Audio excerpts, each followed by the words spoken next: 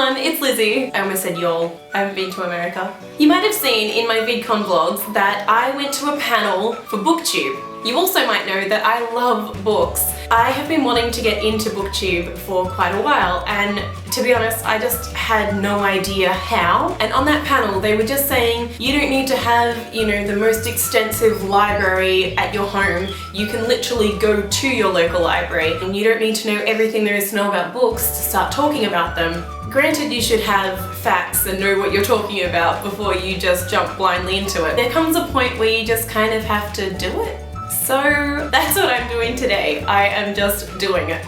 Also, when I started my new series, Tash asked me to recommend some books because she noticed that I am an avid reader. So I'm a little bit nervous, but today I am going to be talking about two of my favorite books that I've read this year. So far, I think I've read about 15 books, and these two have just been my standout favorites of the year so far. The books I'm going to be talking about are All the Right Places by Jennifer Niven and I'll Give You the Sun by Jandy Nelson. I honestly don't know how good I'm going to be talking about books that I love, because when I read a book that I just love so much, I don't always find that it's one particular thing that they've said, that a character's done, that the writer has included in the book that I've been like, oh yeah, I'm so glad they did that. But because it is, but at the same time, it's more the way that a book resonates with me. It's the way that I feel when I'm reading them. It's the feeling that I am left with after I've finished reading. It's the fact that when I'm at a cafe and it doesn't matter who I'm with, I'm thinking,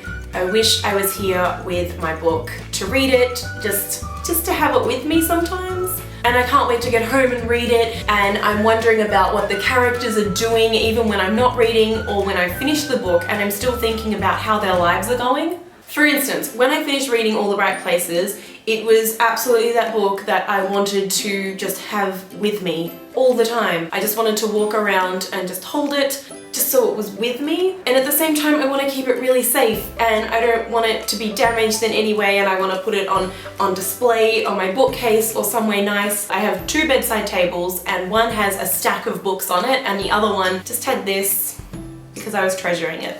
Like, it wasn't just by itself, but it was there like on display. I chose to talk about these two books together because I thought that having them to compare, while they are not the same story at all, sometimes that gives me more points to talk about. I will say straight away that All the Right Places is certainly not what I would call a light read. It is definitely a heavier read. It might not look like it because it's such a lovely, bright, colourful cover. To be honest, I picked this up and I didn't know anything about this book. I just thought it sounds great. It looks lovely. Don't judge a book by its cover, I know. But yeah, that's why I'm kicking myself, because I would love the hardcover, but I didn't know anything about it enough to like track it down and get the great cover to start with. And I'd heard a lot about I'll Give You the Sun before I decided to pick it up. So yeah, I'm looking forward to reading Jandy Nelson's other one, The Sky is Everywhere. I'll Give You the Sun isn't as heavy a read, it's certainly lighter, but that doesn't mean that it's a light read either. So just throw that out there right away. I guess one of the main similarities between these two books is that All the Right Places is told from two varying perspectives, starting with Theodore Finch and then going to Violet Malarkey's, and it alternates like that throughout the novel. Similarly, I'll Give You the Sun is told from the two perspectives of the twins Noah and Jude, starting Noah, Jude, Noah, Jude. With books like that, I find that for me it's quite difficult to get into because I start off from Finch and Noah's perspective and I'm thinking, right, this is how they see the world, this is how they're feeling, and I'm in their mindset and I'm understanding it, I'm liking it, and then the next chapter starts and we're with Violet and Jude and I'm thinking, oh, okay, things have got to change again and get into their mindset. But once that I get settled into it and I realize that's how it's going to go from there on in, it's a really, really great writing technique, I feel, because it's like you're seeing exactly the same things but from two different perspectives, and it gives you like a more well-rounded idea of the story and the world that's created within these books. For example, it's like if you watched mine and Luke's vlogs from our travels in LA and VidCon, you will see that we traveled together and we did pretty much exactly the same things, but if you watch both of our vlogs, they're completely different. I think so anyway. However, I'll Give You the Sun is also told from Noah, and then you jump forward to Jude, which is a couple of years in advance. So you're just left with a couple more questions, which doesn't really throw you off that much. It's just another thing that Jandy Nelson has decided to do, whereas Jennifer Niven has kept Finch and Violet's story on the same time frame. Having said what I said at the start of this video, I have kind of jumped blindly into making this little recommendation review video for these two books just because I love them so much, and it's one of those things where I'm like, I love these books so much that I want to keep them to myself and just treasure them always because their stories are just staying with me, literally. Stay with me. But the thing is, with a great book like that, it is always going to stay up here in my head somewhere because I'm constantly thinking about Violet and Finch, and as I said, what they're up to and what's going on in their lives and their worlds, but also in here, in my heart, because it resonated with me.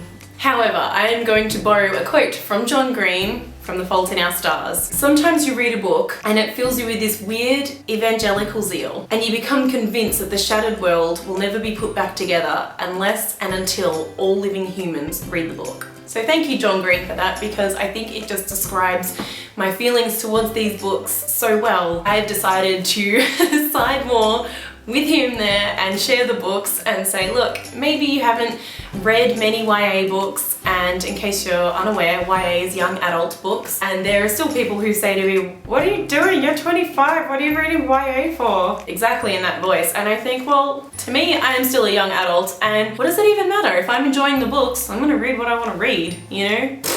It's not like there's an age limit on books. I feel like if I just read you the blurbs from both of these books, it's not going to tell you much about them. And sometimes when you talk about the way that a book has left you feeling, or just how it resonated with you, and sometimes I think that that says even more. So that's what I'm trying to do, and I honestly don't know if it's making any sense to anyone. I am just word vomiting. Books, books, books, I love these books, blah, blah, blah, books. They both deal with romance. They both deal with issues with parents and just life in general. And they deal with friendships. I like books that deal with relationships of different kinds. And I think when people say relationships, you believe that they mean a relationship with a significant other. And that's not always the case, because a relationship is any kind of relationship between two people. Like, you have a relationship with your mum, your dad, your siblings, your friends, significant others. They're all relationships. I feel like as soon as I finish filming this and I go into editing, I'm gonna say, you didn't say this and you didn't say that, and there is gonna be so much more, because I literally came into this video not making notes, and I thought that maybe that might be the best way to go about it, because I'm talking more about my feelings rather than quantifying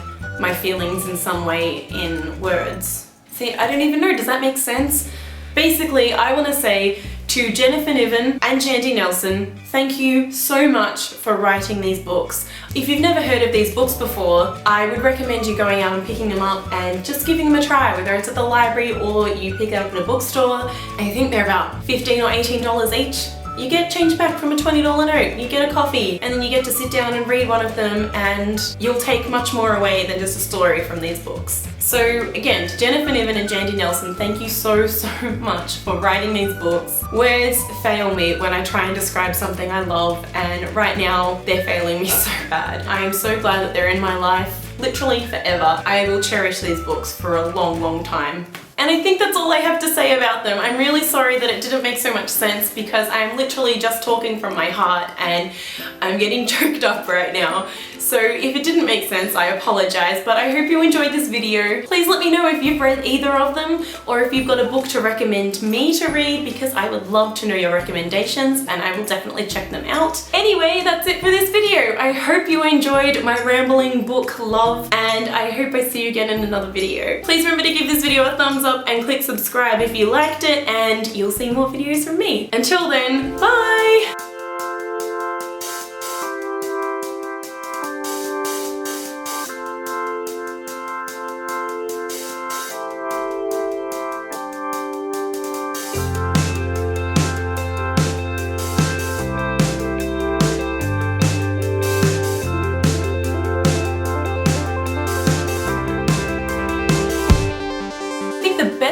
Do in this situation is to take your best friend aside and just have a little talk and